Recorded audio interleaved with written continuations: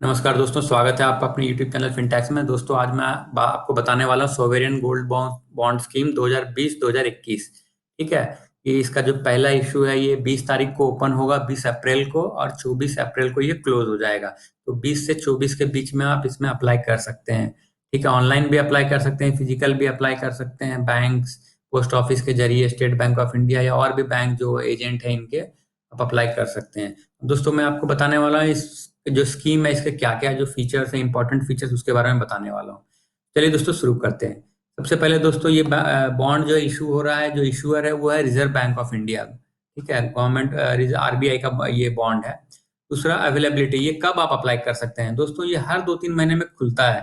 ठीक है, जैसे अभी ये ओपन है 20 अप्रैल 2020 से लेके 24 अप्रैल, अभी आप अप्लाई कर सकते हैं इन 4 दिनों में। ठीक है। अब दोस्तों इसका प्राइस क्या होगा, कौन से प्राइस पे आपको मिलेगा? ये दोस्तों ये आपको मिलेगा जो Indian IBJA, Indian bullion and jewellers association, ये जो है गोल्ड का प्राइस जो है पब्लिश करती है डेली। ठीक है।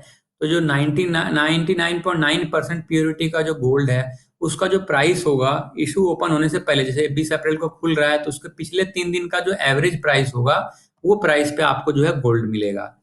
ठीक है। अब दोस्तों इसके लिए डीमैट अकाउंट होना जरूरी नहीं है। ठीक है।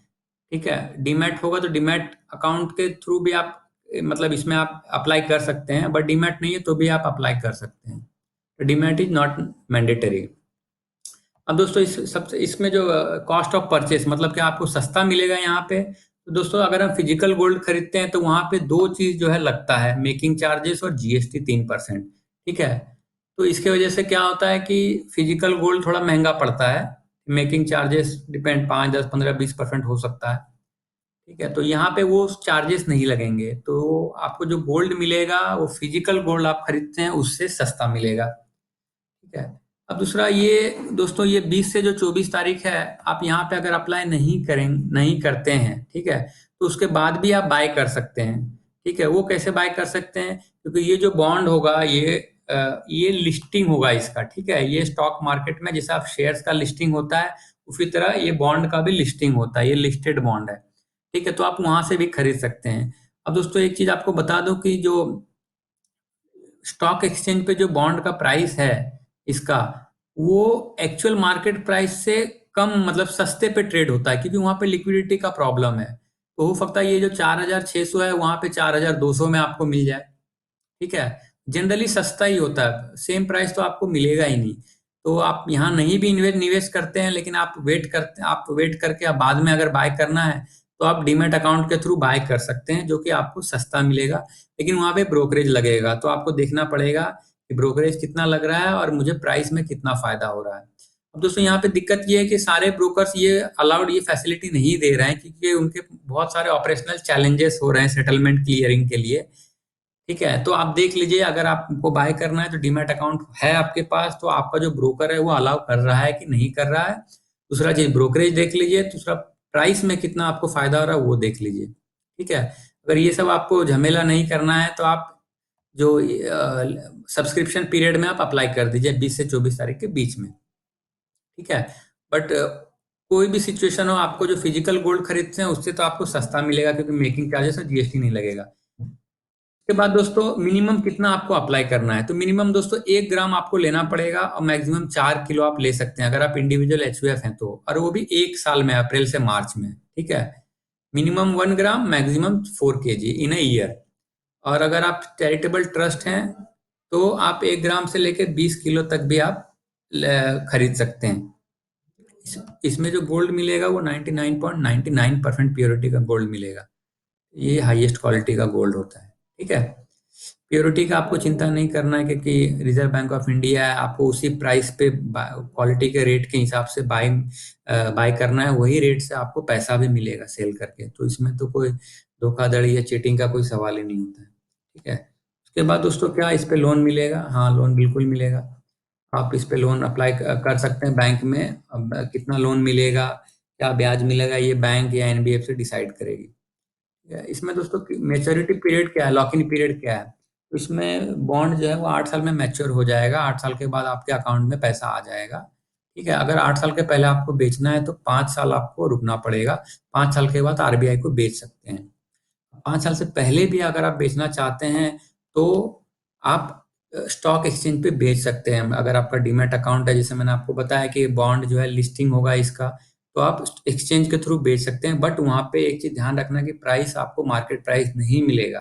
ठीक है, तो ये एक ड्रॉबैक है इसका। ठीक है, तो अगर आप लॉन्ग शॉर्ट टर्म में बेचना चाहेंगे तो आपको नुकसान हो सकता है, मार्केट प्राइस आपको नहीं मिलेगा।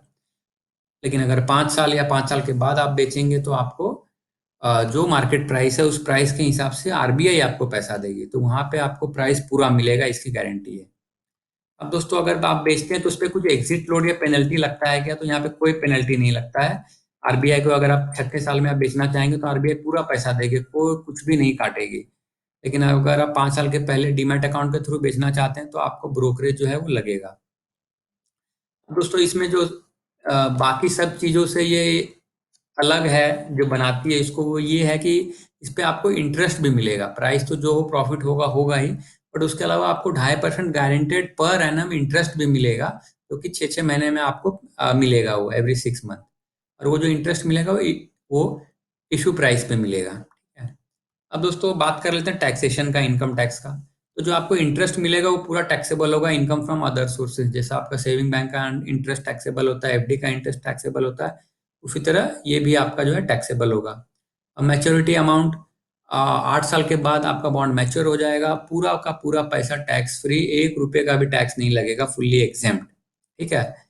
आप मैच्योरिटी तक अगर नहीं रखते हैं, उसके पहले आप निकलते हैं, जैसे 5 साल के बाद आप आरबीआई को बेचना चाहते हैं, या उसके पहले आप स्टॉक एक्सचेंज पे ट्रेड कर सकते हैं डीमैट के थ्रू।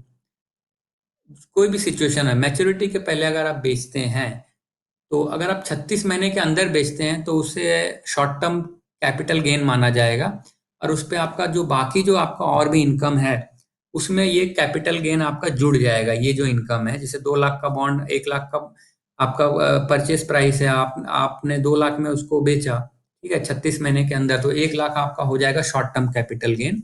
वो 1 लाख पे आपको टैक्स भरना पड़ेगा, आपका जो एप्लीकेबल स्लैब रेट है उसके हिसाब से। अगर आप 36 महीने के बाद बेचते हैं, ठीक है, तो आपको इंडेक्सेशन का बेनिफिट मिलेगा। इंडेक्सेशन से क्या होता है कि आपको कम टैक्स आता है। मतलब अगर आपका 1 लाख रुपया कॉस्ट है, तो इंडेक्सेशन अप्लाई करने के बाद हो सकता है वो 1,50,000 हो जाए। ठीक है।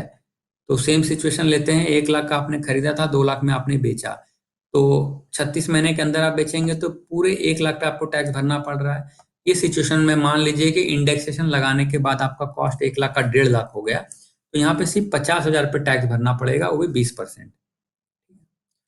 तो दोस्तों, ये सारे इंपॉर्टेंट फीचर्स थे सॉवरेन गोल्ड बॉन्ड स्कीम के बारे में। अभी जो 20 अप्रैल को जो इशू होगा, उसका जो रेट है वो डिसाइड हुआ है 4639। ये पिछले 3 दिन का जो क्लोजिंग रेट था उसका एवरेज प्राइस है ये 4639। दोस्तों, होप ये वीडियो आपको अच्छा लगा हो।